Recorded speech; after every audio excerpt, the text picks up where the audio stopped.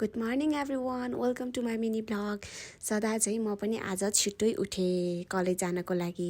म चाहिँ एकदमै धेरै एक्साइटेड थिएँ आज कलेज जानको लागि चाहिँ एकदम धेरै किनभने आज चाहिँ हाम्रो कलेजमा फुड फेस्टिभल रहेको छ। हामी चाहिँ हतार हुँदै म चाहिँ गएँ। म चाहिँ एकदमै धेरै एक्साइटेड भएर आज चाहिँ कलेजमा प्रोग्राम पनि थियो, डान्स पनि थियो।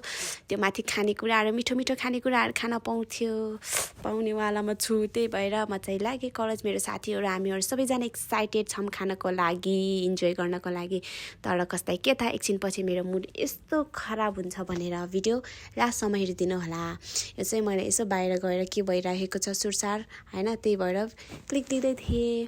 म चाहिँ अरू भने त्यस्तै हो, म चाहिँ खानको लागि एकदम कुरिरहेको थिएँ। कहिले पाक्छ, कहिले स्टार्ट हुन्छ र कहिले खाऊँ लागिरहेको थियो। मेरो साथीहरू यहाँ काभ्रेली डान्स हान्दैछ होइन, मजाले नाचिरहेछ। नाच्ने कुरामा त ओहो भन्नै पर्दैन। अघि यहाँबाट चाहिँ हाम्रो प्रोग्राम सुरु भइसकेको छ। प्रोग्राम चाहिँ सुरु भइरहेको थियो, तैपनि म र मेरो साथीलाई चाहिँ भोक लागिरहेछ टन्नै। हामी चाहिँ खानकै लागि कलेज गएको हो। आज पढाइ पनि हुँदैन होइन यस्तो प्रोग्रामको बेला। अनि यहाँ चाहिँ हाम्रो साइन्सहरूकोले यो सबै रेडी गरेर उनीहरूको देखाइरहेको थियो यो खै के हो। अनि त्यसपछि म चाहिँ थोरै गरेर भिडियोहरू लिइरहेको थिएँ।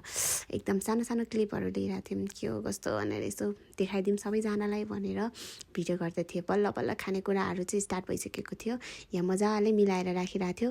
अनि मैले चाहिँ टक्क भिडियो क्लिप लिएँ। अब चाहिँ खानुपर्छ भनेर सुरसार गरेर होइन। अब चाहिँ ल फाइनली हामीले खानेकुराहरू पनि ल्याइसकेका छौँ। यो चाहिँ रह्यो हाम्रो 50 रुपियाँको एउटा रोटी। म छक्क परेँ गाइज। अब चाहिँ फाइनली भोक मेट्ने भयो भनेर मैले रोटी खानतर्फ लागेँ।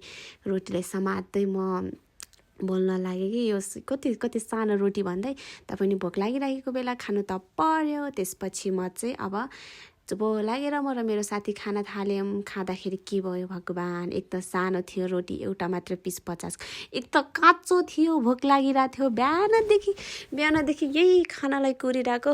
अफसोस काँचो रहेछ। यसपछि त मेरो मुडै खराब भयो। त्यसपछि पालो आयो यो मरीको। यो त झन् एकदम फेभरेट हो हाम्रो। यही खानाको लागि त कलेज गएर नभए त हामी एब्सेन्ट हुन्थ्यौँ आज।